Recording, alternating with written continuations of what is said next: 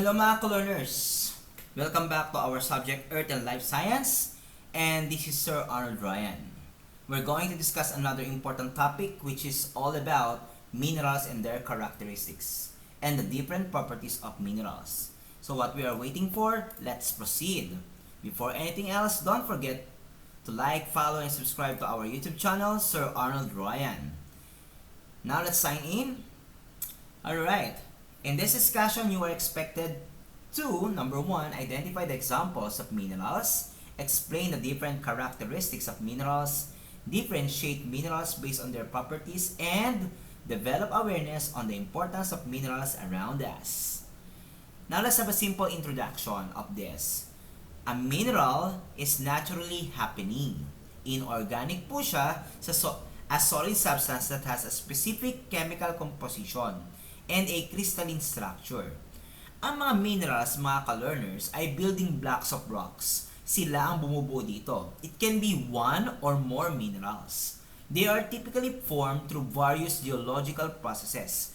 Pwedeng sa proseso ito ng crystallization from a melting igneous rocks, pwede po yan. Or pwede din namang through precipitation from a solution, kaya napo-form yung mga sedimentary rocks natin. Or pwede din namang metamorphism or through extreme heat or mga metamorphic rocks ang nabubuo. Tama ka mga ka-learners, no? Tama kayo ka-learners.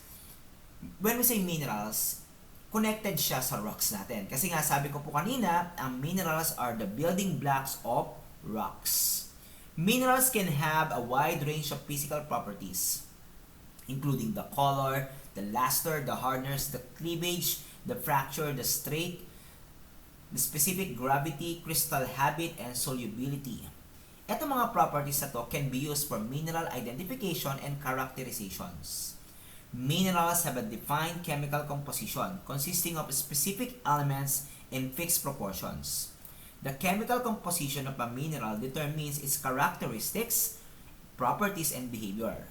Minerals can be composed of a single element, and also it can be also composed of multiple elements na pwedeng naka-arrange sa specific crystal lattice structure or pwede din namang quartz. So marami po yan. It can also in a repeating pattern. Just remember mga ka-learners, ang mga minerals natin ito ay makikita sa ating rocks and it supports the plants and lahat ng nakikita natin sa Earth's mantle. Okay. When we say minerals pa rin, it has the following characteristics. Like for example, naturally occurring or happening, inorganic siya in substance or non-living siya, crystalline solid with definite chemical composition. Kapag tatlo dyan or apat ay na-meet ng isang substance, they are considered as mineraloids. So kahit alin dito sa apat na ito, mineraloids yan. Mineralogy, ito yung branch ng geology natin na kung saan pinag-aaralan ang minerals or the study of minerals. How many minerals are there?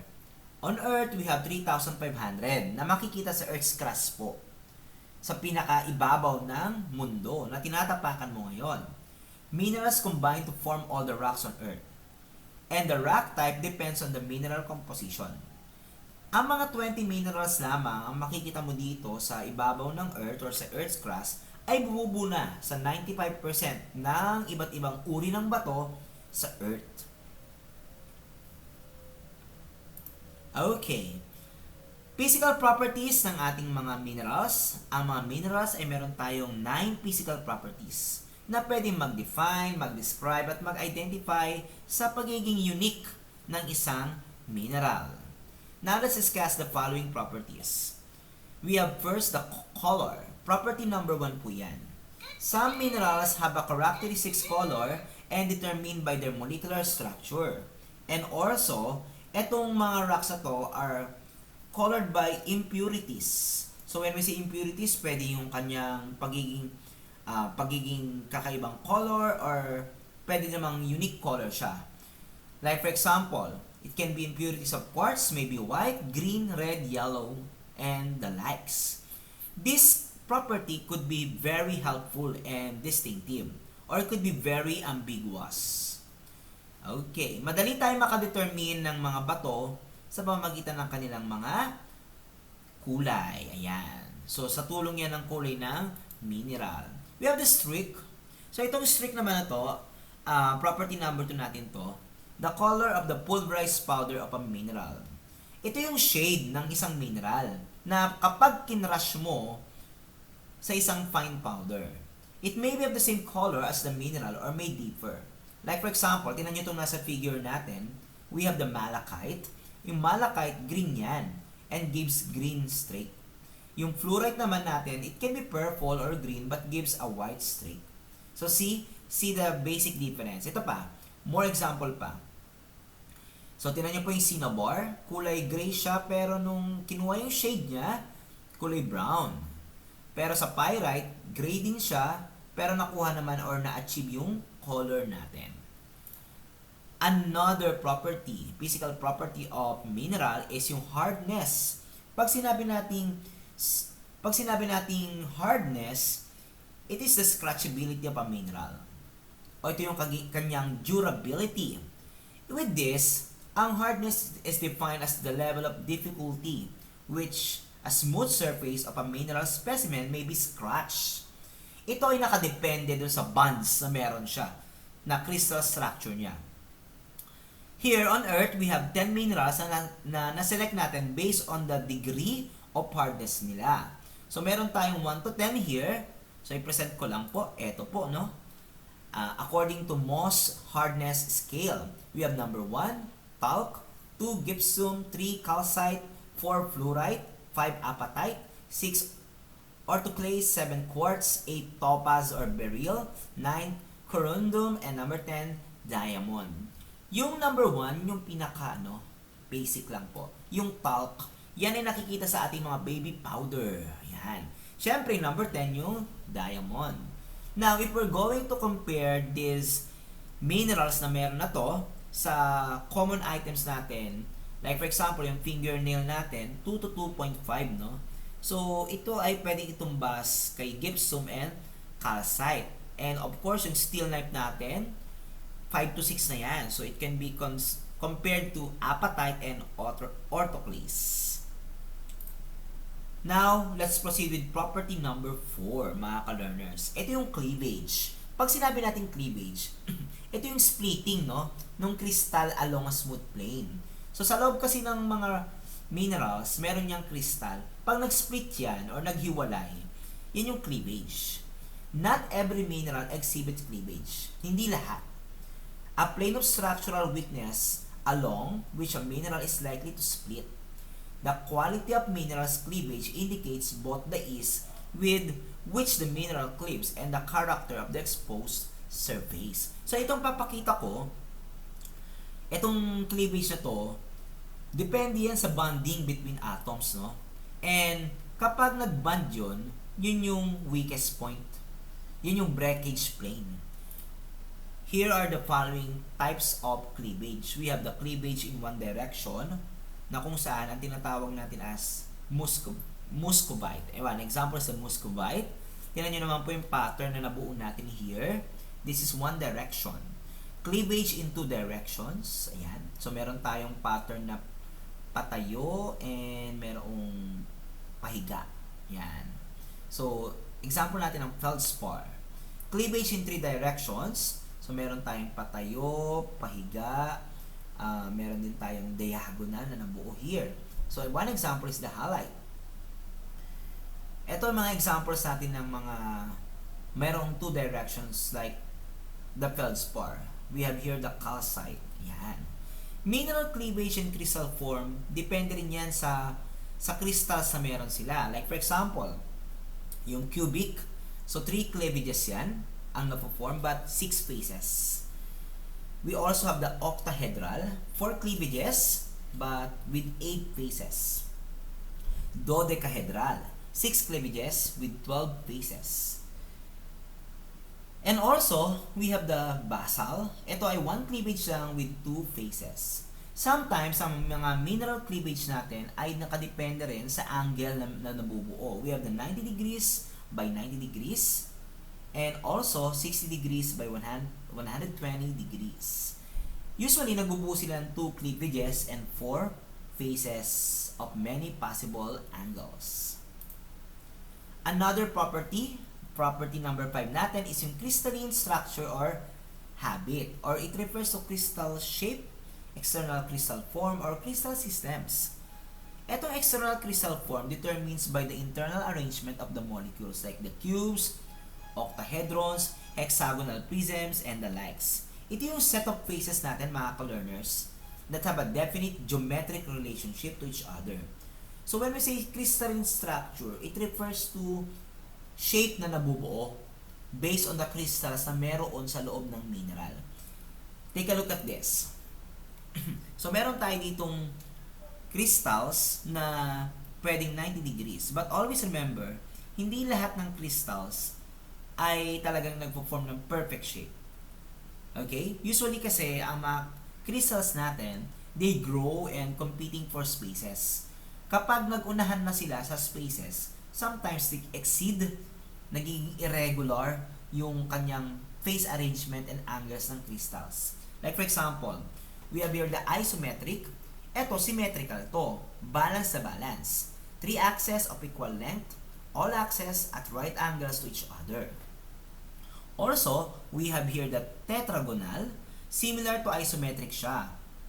3 axes, 2 equal length, the third is longer nga lang. Okay, we also have the hexagonal, 3 equal axes in the same plane. It intersects at angles of 60 degrees.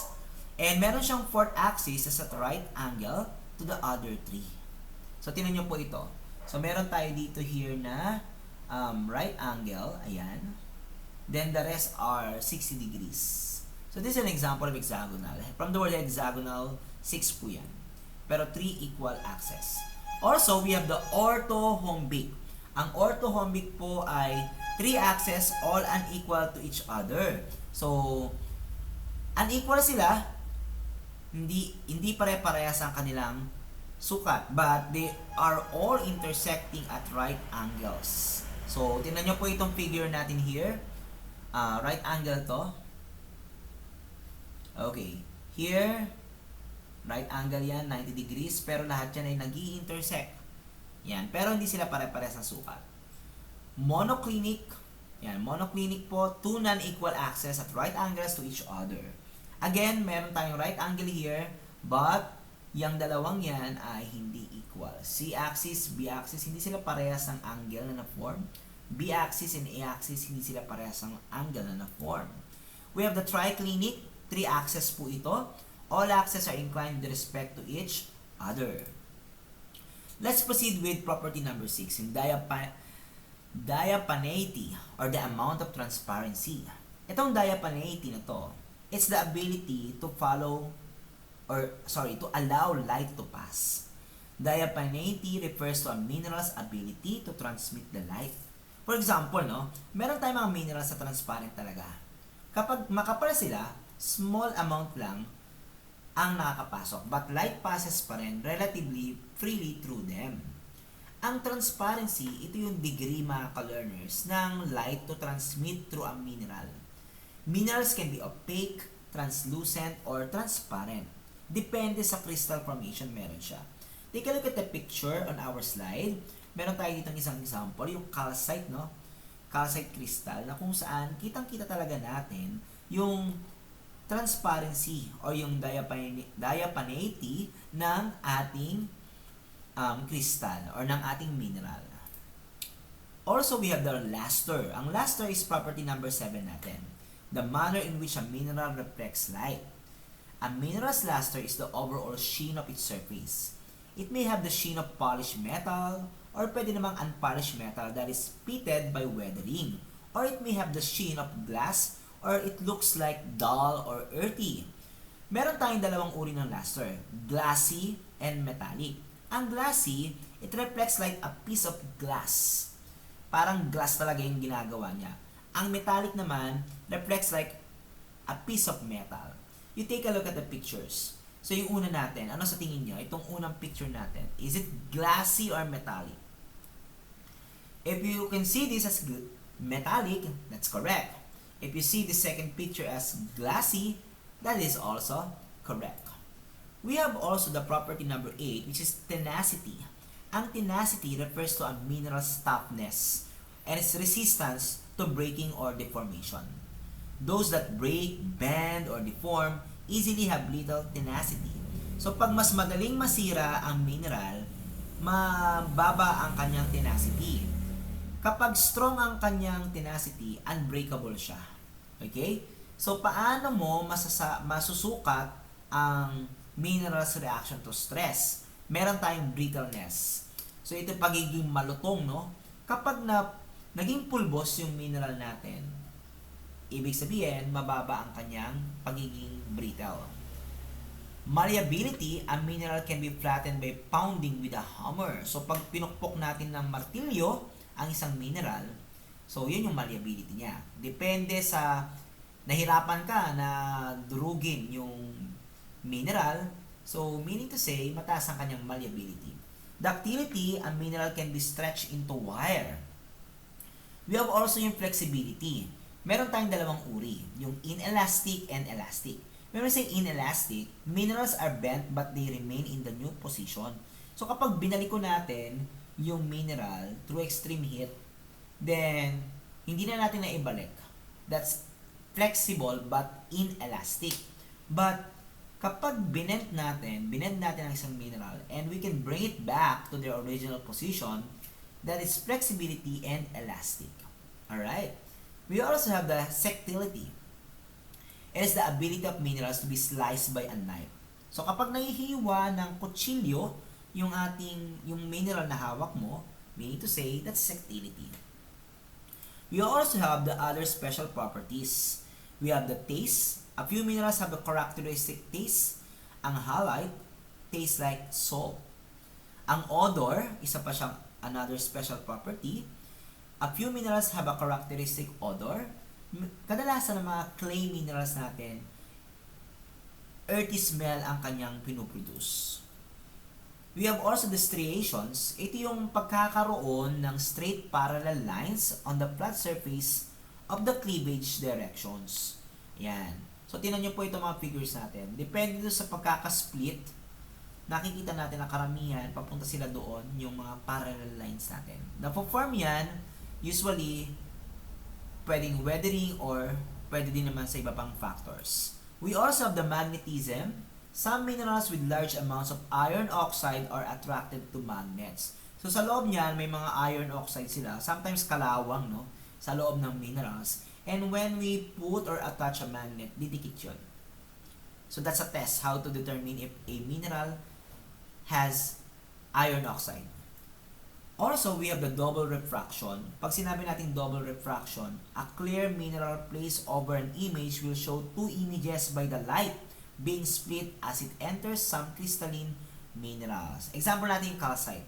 You take a look at the picture. Tingnan nyo po. So, meron tayong double refraction sa nangyayari. Pero still visible, no? So, that's double refraction. We also have the X-ray fingerprints. When X-rays are directed through minerals, the X-rays are deflected out at specific angles. Each mineral has a specific pattern po. And another is yung chemical test. How do minerals react to specific chemicals? So, itetest yan. One example is yung carbonate minerals natin, no? Yung calcites. Nagre-react sila sa hydrochloric acid, mag-fizz sila, bubula, and it will produce carbon dioxide gases. Ito yung example natin. You take a look at the picture. So, kapag nilagay mo ang calcite, so, nag-fizz siya. So, those are the special properties ng minerals. Okay. Now, if you truly understand our discussion, let's proceed with activity number 1. Here in our activity number 1, you name the following pictures. Hindi ko nasasabihin kasi you will name it. You list down the usage of this object in our daily activities. Then, what do the objects presented below imply?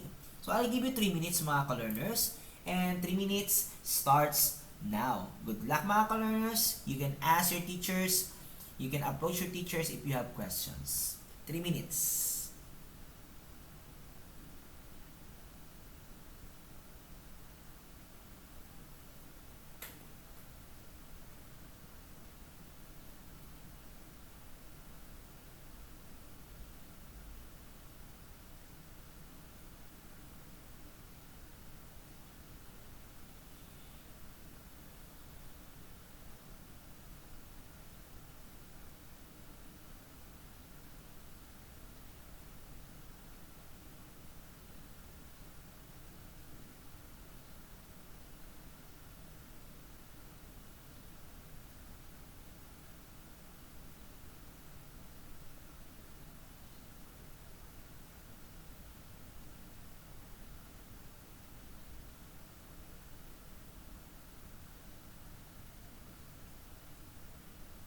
Last 2 minutes mga ka-learners.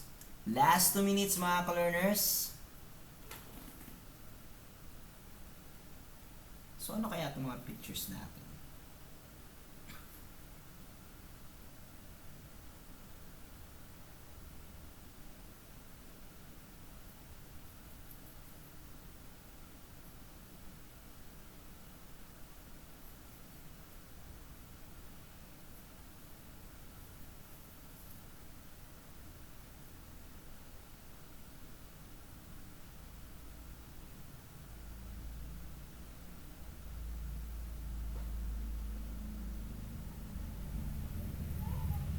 Alright.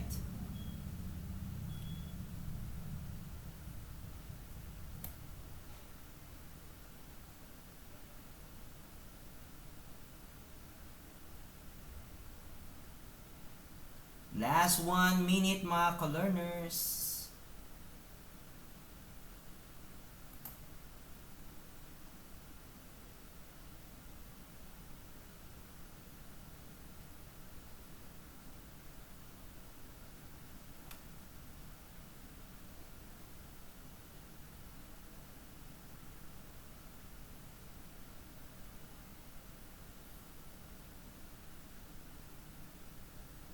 Less than 30 seconds mga ka-learners.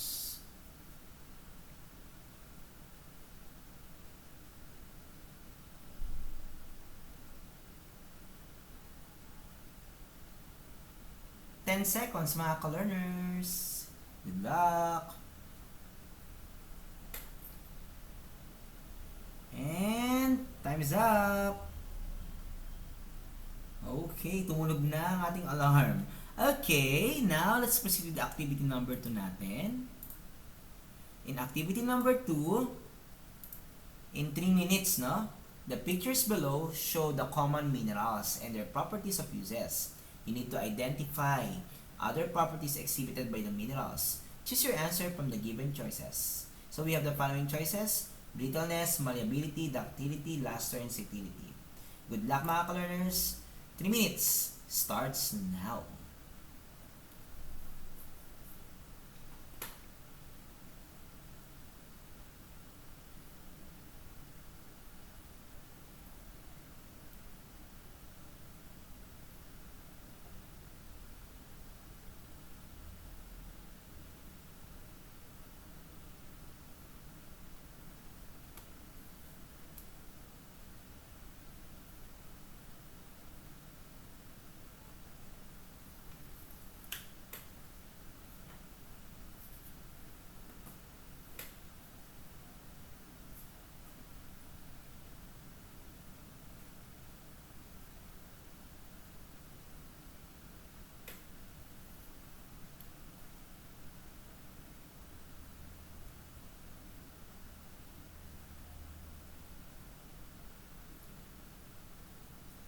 Last 2 minutes.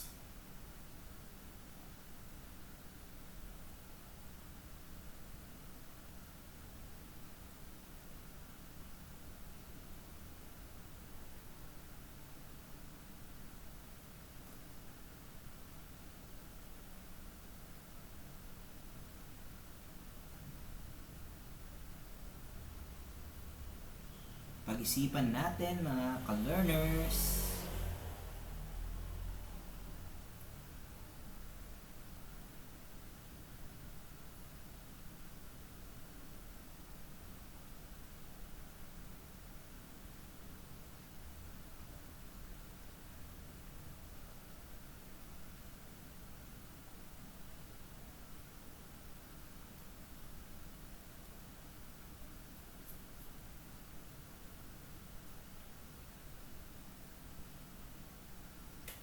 One minute left mga ka-learners.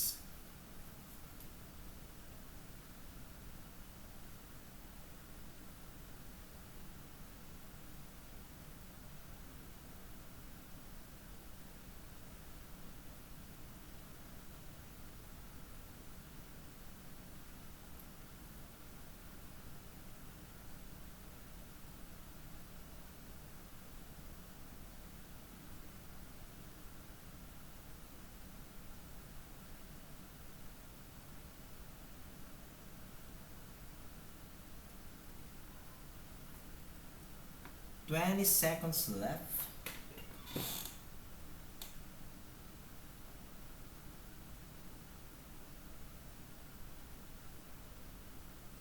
Ten seconds left, mga ka-learners. Time is up! Now, let's proceed with activity number 3, mga ka-learners. So, this activity is just a minute. You just need to identify the prominent properties exhibited by the following minerals.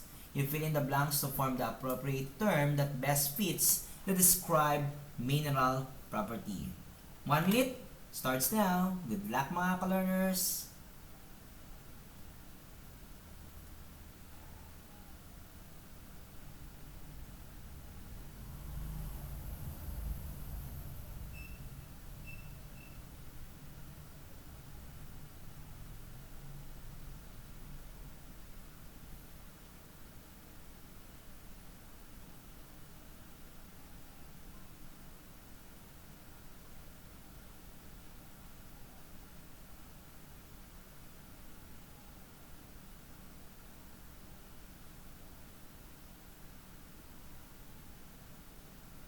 Twenty seconds left.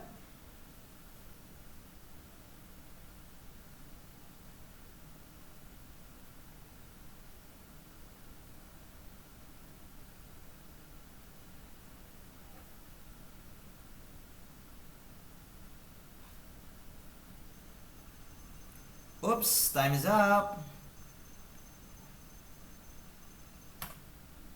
Again, don't forget to follow and subscribe to my YouTube channel, Sir Arnold Ryan. Hopefully, you've learned a lot. Hopefully, you get a perfect score with our activities. Again, this is Sir Arnold Ryan, your teacher in Earth and Life Science. Let's shut down. Bye everyone. Thank you for listening.